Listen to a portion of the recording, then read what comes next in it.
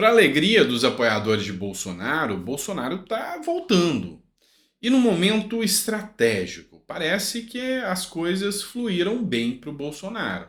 Um momento em que realmente Lula está derretendo por sua conta própria. Ele implodiu. Ele mesmo causou sua própria derrocada. Em menos de 100 dias de governo, Lula já fez a sua autodestruição. E agora, Bolsonaro já entendeu que é o momento de voltar para o Brasil. Mas o que me chama a atenção de tudo isso? É o Tarcísio de Freitas. Vocês sabem que eu sou tarcisista. Para mim, o cara mais preparado do Brasil hoje chama-se Tarcísio de Freitas. Mas essa é a minha visão política. E eu quero conversar um pouquinho sobre isso com vocês. Vou trazer um áudio aqui de uma entrevista do Tarcísio. E eu queria que vocês prestassem atenção comigo. Mas, assim, realmente, vendo o que pode acontecer nos próximos dias, principalmente para você que está um pouquinho aí temeroso com o Brasil, com o futuro do Brasil, calma, calma, que já tem gente se aquecendo para assumir a presidência da República. Eu sou o Dr. Sandro Gonçalves, advogado, jurista, filósofo político.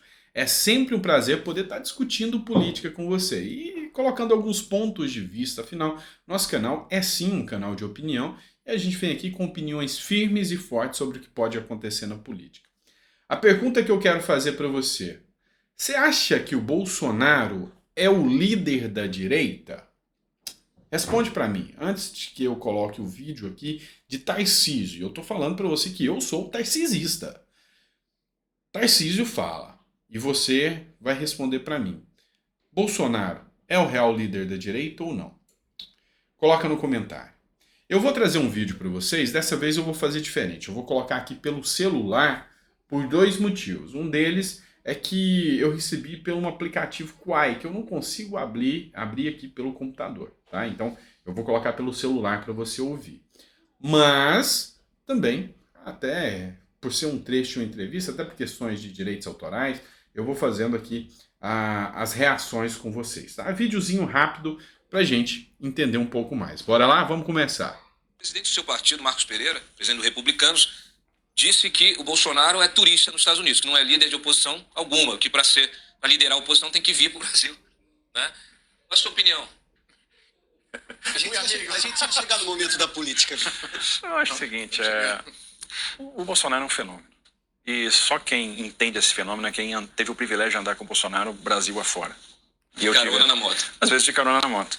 Mas assim, a paixão que as pessoas nutrem por ele, enfim, a reverência, enfim, a esperança que as pessoas depositaram nele é gigantesca. Isso não morreu. Se engana quem pensa que isso morreu. A grande liderança de direita no Brasil é Jair Messias Bolsonaro. E tenho certeza que ele vai ter um papel muito relevante nos próximos anos na política brasileira. Então, em breve, ele deve voltar aí dos Estados Unidos e tem um capital político gigantesco. Ora, quem é o Tarcísio? Quem seria o Tarcísio? Ninguém. Veja, esse cara me fez ministro da infraestrutura. E como ministro, ele sempre estava lá, né, dizendo, olha só a obra que ele fez. Que engraçado, o presidente nunca levou nada para ele. Pode reparar, todo evento do presidente, olha, o ministro tal fez isso, o ministro tal fez aquilo. Ele sempre deu o crédito, atribuiu o crédito para os outros ministros, para os ministros. Ele nunca pegava o crédito para si. Então ele fez várias lideranças, ele construiu vários personagens. Aí esse cara chega e diz, olha, esse cara vai ser meu candidato em São Paulo. E esse cara vai lá e ganha a eleição. Ele elegeu vários e não conseguiu se reeleger. Ele errou aonde? Mas aí o que acontece? E vamos lá, como é que foi a eleição? Foi 50-49. 50-49. Não foi 80-20. Não foi 70-30. Foi 50-49. Foi incômodo do PT, segundo a própria declaração do Lula. E veja, depois de passar por uma crise do Covid, 2 anos de crise do Covid, e todo o estresse que o Covid trouxe, e guerra da Ucrânia, e não sei o quê, e um Brasil crescendo, gerando emprego, né, com impostos que foram diminuídos, com reformas aprovadas, com investimento de estrutura contratado. Então a gente pode dizer que o Lula não ganhou, mas o Bolsonaro perdeu. Ele errou aonde? Eu entendo que em algum momento o discurso não foi o mais adequado. Né? Foi muito agressivo. Foi muito agressivo. Não deveria ter atacado os ministros. Eu entendo que você fez fumaça em cima de entrega, porque foi um governo que entregou muita coisa. Foi um governo que fez a diferença. Porque observe. Fez fumaça no sentido de apagar a realização.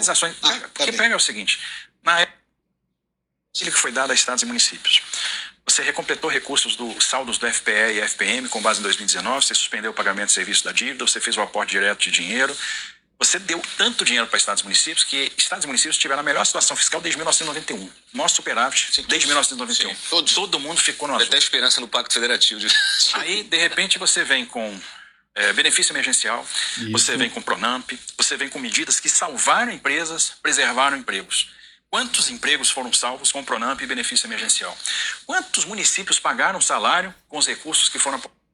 Pessoal, só para colocar um ponto aqui, durante o período de pandemia, a gestão Paulo Guedes, ela fez vários mecanismos para salvar as empresas, entendendo que é a empresa a geradora de empregos, não é o governo, é a empresa.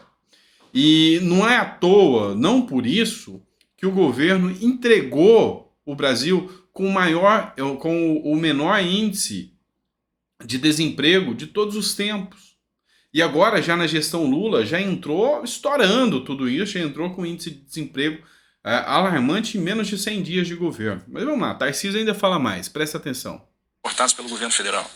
Né? Então foi um despejo de dinheiro, e isso foi feito de uma forma que o Brasil não quebrou. A relação dívida-PIB caiu. Observe, quando a gente fala em superávit, nos últimos anos sempre houve superávit com o aumento da receita, pelo lado da receita. Então no período Palocci, a receita cresceu 9%, a despesa cresceu 7%. No período Manteiga, a receita cresceu 7%, a despesa cresceu 5%. No período da Dilma, a despesa cresceu 5%, a receita não cresceu. Aí o Brasil quebrou. Quando chega no governo Bolsonaro, pela primeira vez desde a Constituição de 88, a gente teve redução da despesa administrativa. Então você conseguiu reduzir despesa, você reduziu a relação dívida-PIB mesmo. Você reduziu a máquina do Estado, você cortou gastos do Estado, entrou mais recursos mesmo durante a pandemia e entregou em superávit. Para você ter noção, a Simone Tebet, que é a ministra do Planejamento, ela já anunciou que o governo Lula, nesse ano de 2023, vai já entregar um rombo de 120 bilhões. Ela vai cair, ela não vai conseguir se sustentar porque ela vai cair. Presta atenção ainda mais. Com todo o recurso que foi aplicado no enfrentamento das crises. Então, são coisas que a gente tem que parar para pensar, puxa vida, isso aqui funcionou. Né? Quantos investimentos foram contratados? R$1 trilhão de investimentos. Mas a narrativa de quebra do país, de crise econômica, de desemprego, colou a narrativa do PT. Isso quer dizer, a narrativa do PT está colando e não tem Presta ninguém atenção. da oposição no Congresso Nacional fazendo um contraponto e mostrando dados objetivos. O Lula está falando sozinho, que Bolsonaro quebrou o país, e não é verdade, não tem ninguém contestando. É muito típico do PT desprezar o legado, né, e pintar esse cenário de terra arrasada. Isso é essa que eles estão convencendo, na sua opinião, porque eu tenho que levar em conta que a noção de política do cidadão brasileiro aumentou de forma gigantesca. Se eu comparar com os 80... Aqui é onde a gente entra no canal. Será que essa narrativa do Lula continua convencendo? Porque a noção de política do cidadão brasileiro mais que dobrou em relação dos anos 80 para cá, já não é mais a mesma coisa. Agora o brasileiro quer saber de política e ele não está buscando na mídia tradicional. É aqui, é a gente discutindo e mostrando realmente como é a política. Olha só que ponto interessante que ele trouxe. Um cientista político aqui, mas é impressionante. Sinceramente, eu acho que não. Eu entendo que a população está esperando. Então, de repente, existia quem tivesse chateado com o governo do presidente Bolsonaro, que fez uma aposta numa mudança e está esperando alguma coisa. E se alguma coisa não acontecer, eles estão perdendo credibilidade. Então, e essa alguma coisa, basicamente, é a economia. E daí a ansiedade. Eu vejo que vai ser um governo que vai ficar cada vez mais ansioso. Puxa, e aí? Poxa, não está crescendo. Pô, a inflação está subindo. O emprego que a gente vinha melhorando começou a piorar. Né? Então, a gente chegou a bater 7,9 de desemprego, já está 8,3, já está 8,4. Então, assim, essa lua de mel tem dia e hora para acabar. O presidente do seu partido, Marcos Pereira... Eu acho que já até acabou. Eu acho que essa lua de mel já foi. Já foi. O cidadão brasileiro já não está mais. Até Felipe Neto já está discutindo com as posições de Lula. Vera Magalhães, a imprensa como uma toda já viu. Não, já deu. Perdeu, acabou, perdeu o mané, Lula não dá mais. E a Alckmin já vem se preparando. É um mal menor, tá? É um mal menor. Alckmin é um mal menor do que Lula. Não que eu morra de amores pelo Alckmin, mas hoje, até para o diálogo de Tarcísio, questão de privatização do Porto de Santos, até essas questões, Tarcísio dialogaria melhor com Alckmin. Lula só é ódio, só é vingança. Lula nunca voltou para o poder para fazer pela população, ele voltou para se vingar. Ele já deixou muito claro isso. Muito claro. E o que me chama a atenção aqui, eu deixo claro para vocês, é o Tarcísio de Freitas. A responsabilidade o sentimento de gratidão, o sentimento de que, sabe, reconhecer o motivo pelo qual hoje ele é governador. O Mário Frias publicou uma postagem que eu achei interessantíssima, eu ia até trazer para vocês. Um homem parou o Mário Frias no aeroporto e perguntou para o Mário Frias, você ganhou, que legal, né? Perguntou para o Mário Frias, quantos votos você teve, Mário Frias? Ele falou, dois votos, o meu e o da minha esposa. Aí o senhor que estava interpelando ele perguntou, mas você não ganha uma eleição com 2 votos? Não tem como. Ele falou, não, deixa eu te explicar. Os meus votos foram o meu e o da minha esposa. Os outros 159 mil foram do Bolsonaro que ele deu para mim. Ou seja, votaram no Mário Frias por causa do Bolsonaro. E Tarcísio reconhece isso. E eu acho nobre, mais um motivo para eu, sabe, ter uma admiração extrema. E principalmente, quem gosta, fala algumas verdades. Ele falou, houve erros no governo, principalmente na truculência das informações, que eu concordo com o Tarcísio.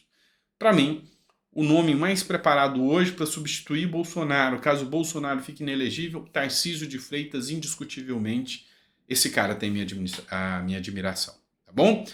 Grande abraço, fica com Deus, espero que você tenha gostado desse vídeo. Se gostou, você vai compartilhar, vai mandar para mais pessoas, tá bom? Abraço e eu volto. Tem mais 2 vídeos hoje ainda, hein? Tá? Tô te esperando.